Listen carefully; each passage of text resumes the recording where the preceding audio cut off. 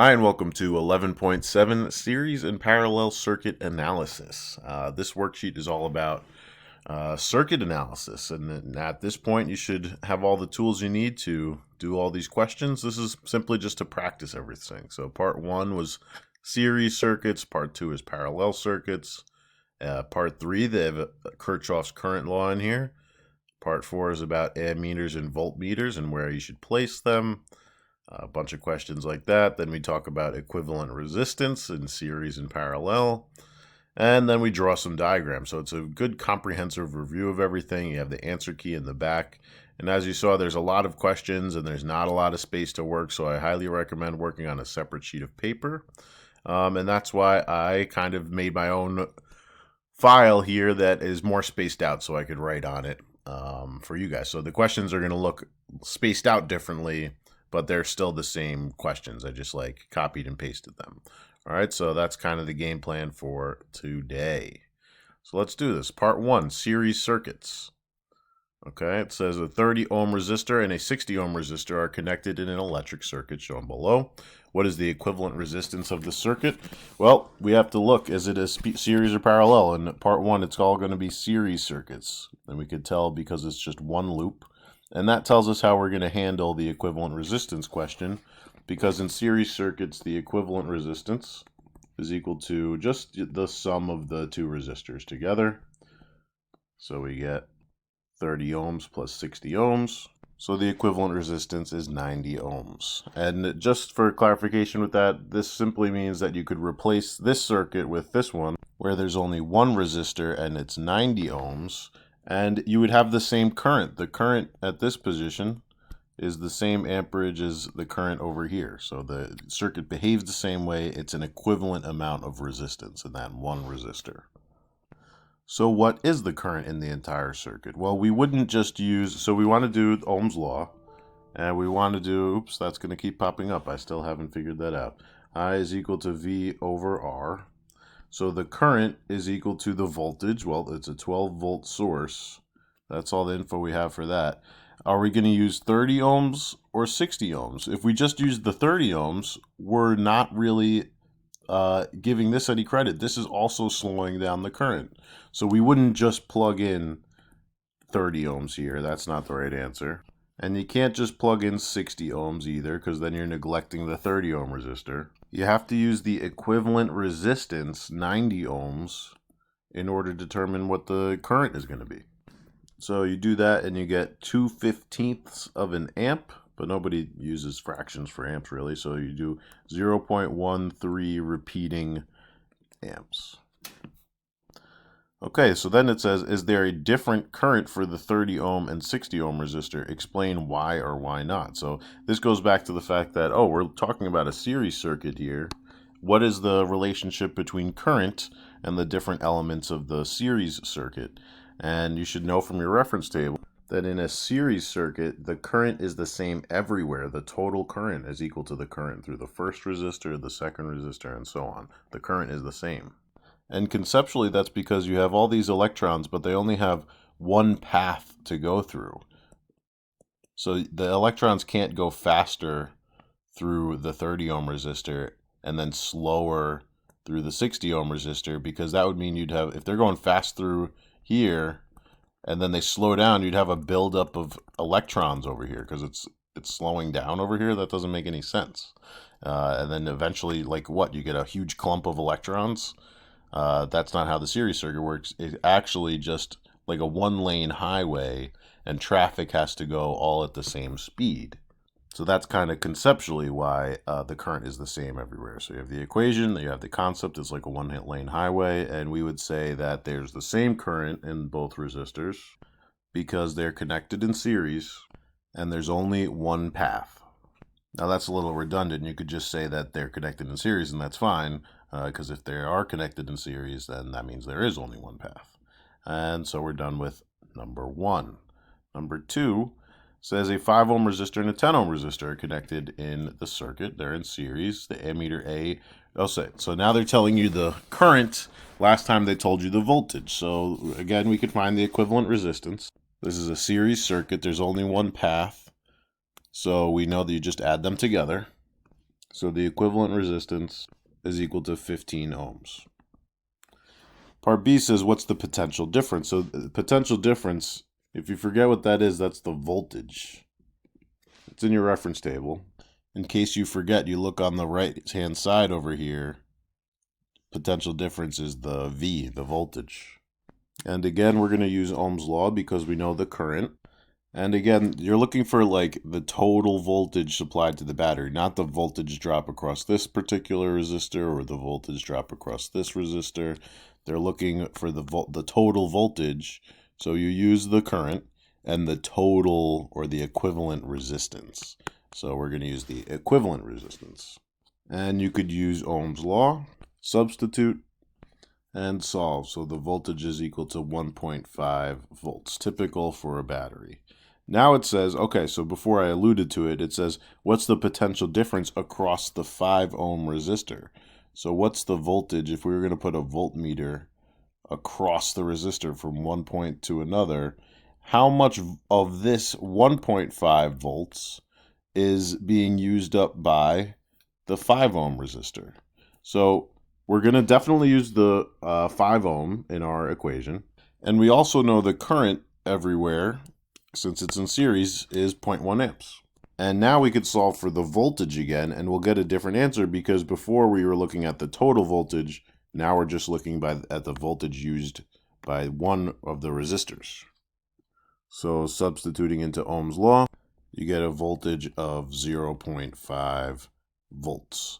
So this one is using 0.5 volts, and this one is actually going to be doing 10 ohms times 0.1, 1.0 volts, and 1.0 plus 0.5 gives you the 1.5 volts. So the total voltage, you just add the voltages, the voltage drop across each resistor, and you should get the total voltage. That relationship is also in your reference table, and it looks like this. So we just said 0.5 volts plus 1.0 volts is equal to the 1.5 volts. So the voltages add in series. Okay. Oh, and then it says what? Oh, so we did that already. For the 10 ohm resistor, which has 0.1 amps running through it still, okay, 0.1 amps, what is the potential drop? Using Ohm's law, substituting in, you get a voltage drop of 1.0 volts. Okay. Number 3, the diagram to the right shows a circuit with 3 resistors. What is the equivalent resistance of the circuit? So the temptation is to do this again, but as you notice, I don't know what R3 is, and I don't know what the equivalent resistance is. 2 unknowns in one equation, that's not going to work. So we're going to have to improvise, adapt, and overcome. We can't use this method. You have to look at what else they give you. So take a look at the diagram. Did they tell you any other information? Well, they tell you the voltage, and they tell you the current. And this is the total voltage, not the voltage drop across a particular resistor. And this is the current. The current's the same everywhere because it's a series circuit. So we could use those two things to find the equivalent resistance without having to do that other equation. So using Ohm's law, we could substitute in and solve R is equal to 12 ohms. That's the equivalent resistance. Like, you could think of it as the total resistance, I guess. So now that we know what the total or the equivalent resistance is, we could do part B and solve for resistor R3 by using that equation we wanted to use before.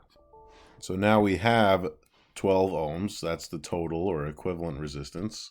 This is 4 ohms. This is 6 ohms. Let's solve for R3. So you just do some basic algebra. 12, you can probably see it already. 12 is equal to 10 plus R3. What's R3 equal to? 12 minus 10. R3 is equal to 2 ohms. Okay. Number 4. Totally different from this one. It says a series circuit has a total resistance. Okay, so 100 ohms. And the total, it says an applied potential difference of 200 volts. Now that's kind of in a weird way. It says, what is the amount of charge passing any point in the circuit in 2 seconds? So, okay, there's another piece of info here. The time is 2 seconds. Are they asking for the current? Not really. They're asking for the amount of charge. Do you remember what the letter for charge is? Where's the letter for charge? Oh, here it is. So we're actually looking for Q. So what's the amount of charge that passes through in 2 seconds? Is it a lot of charge? Is it a very fast current, or is it a little charge? It's a very low current. So the first thing we have to figure out, I guess, is what's the current. So it's a two-stepper. First you got to find I, and I would use Ohm's law. Substitute and solve. So 200 divided by 100 is 2 amps. Okay, so we know the current is 2 amps, but they're saying, okay, with that current, it's like your rate of flow of charge. How fast is the charge flowing? It's flowing at 2 amps. All right, that's how fast it's going. Well, how much charge passes through in 2 seconds? And we have to go back to the current formula, where it's the definition of the current. It's saying how much charge per second is passing through. So we know the amps is 2 amps. The charge is what we're looking for. And the time is 2 seconds. Okay, so this is 2 amps. That's 2 seconds. You're going to solve for Q by cross multiplying, and you get Q is equal to 4. 2 times 2. What are the units for charge? That's right, coulombs. 4 coulombs every second passes through when you have 200 volts and 100 ohms of resistance. Every 2 seconds, 4 coulombs passes. So tricky two-stepper there. Okay. Number 5, multiple choice. It says the diagram to the right shows, oh, it should say below. All right, so we're looking at this diagram. Error in the problem. Circuit with 2 resistors compared to the potential drop across the 8 ohm resistor. So they're talking about the voltage drop. What's the voltage drop across here? Okay, so you have more resistance here. You're going to need more voltage to push the electrons through at the same rate. You have to have the same current through both. It's harder to push the electrons through this resistor, so you need more voltage. That's kind of conceptually how I would think about it. You could also try to think of it mathematically. So this is another just relationship problem. You have to identify the two things that they're relating. So they're talking about potential drop, which is voltage, and they're also talking about they give you the 2 different resistances.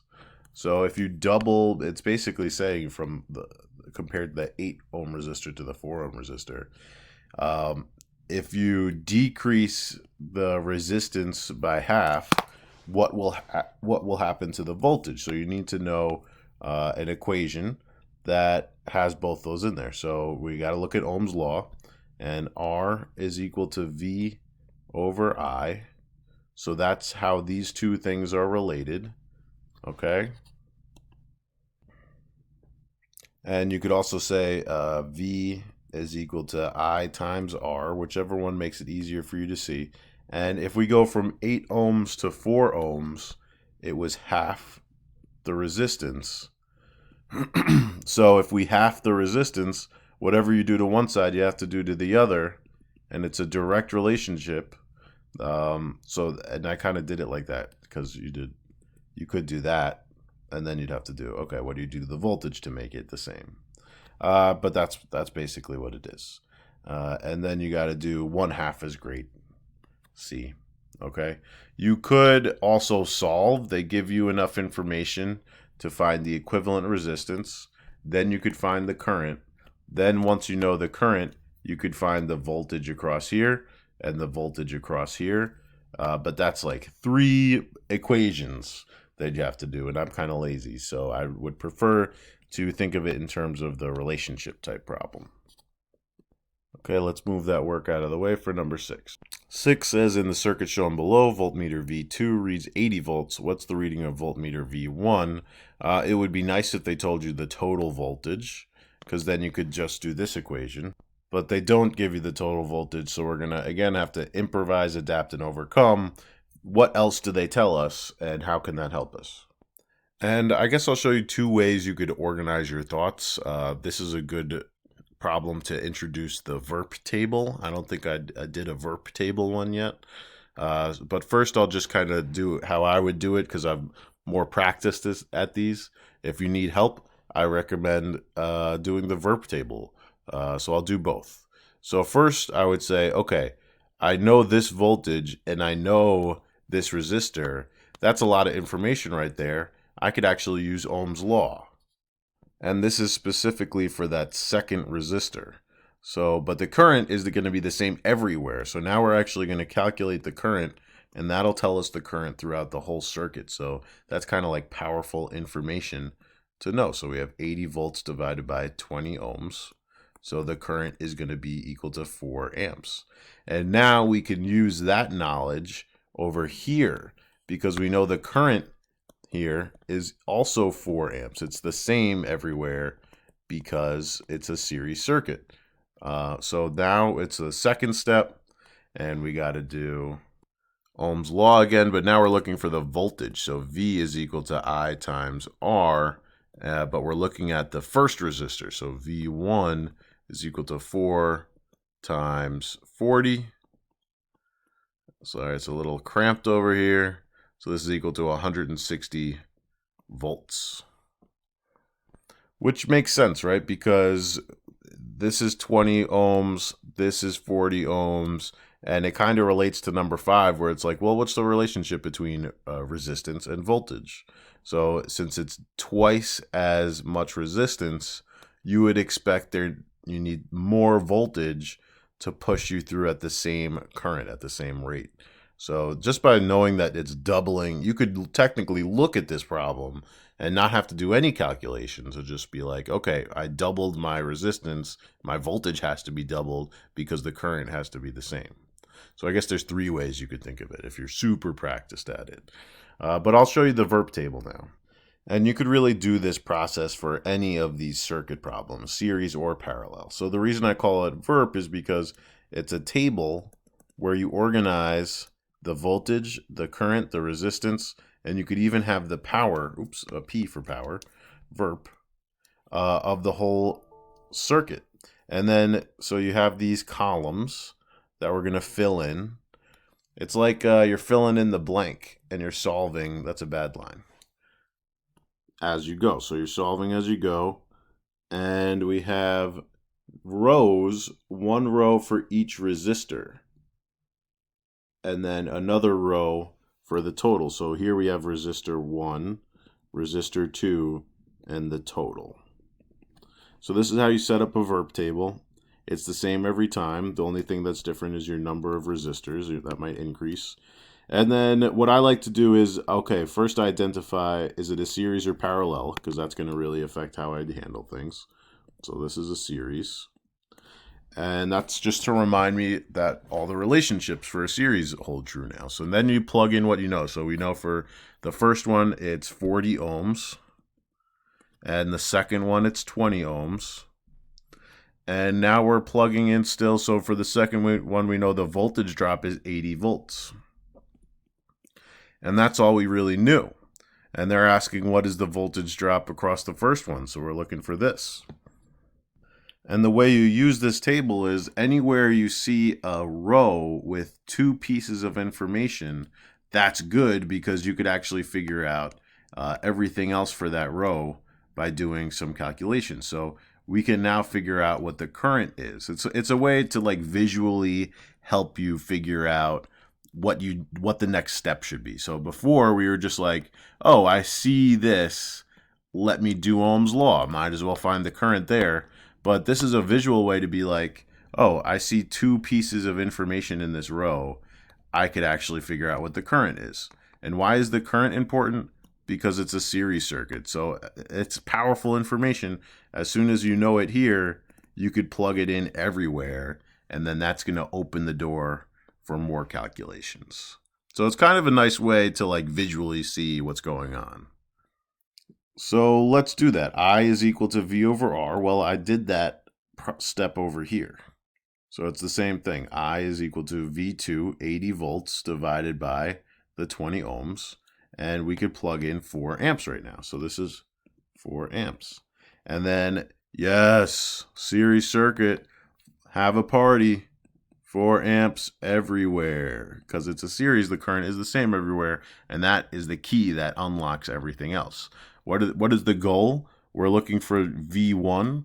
So now we could have two pieces of information in this row, and we could solve for V by doing V is equal to I times R, which is what we ended up doing over here. And 4 times 40 is 160.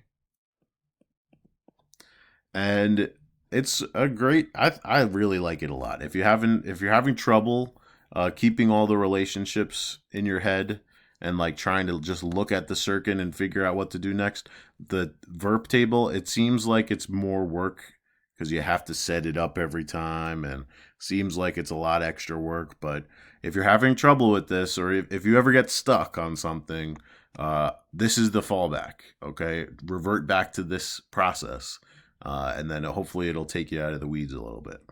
All right, so that's a good pro tip there for you. 20 minutes into the video and we're on part 2, so I think this is going to be a good place to stop it, and I'll upload another video for part 2. Have a great day.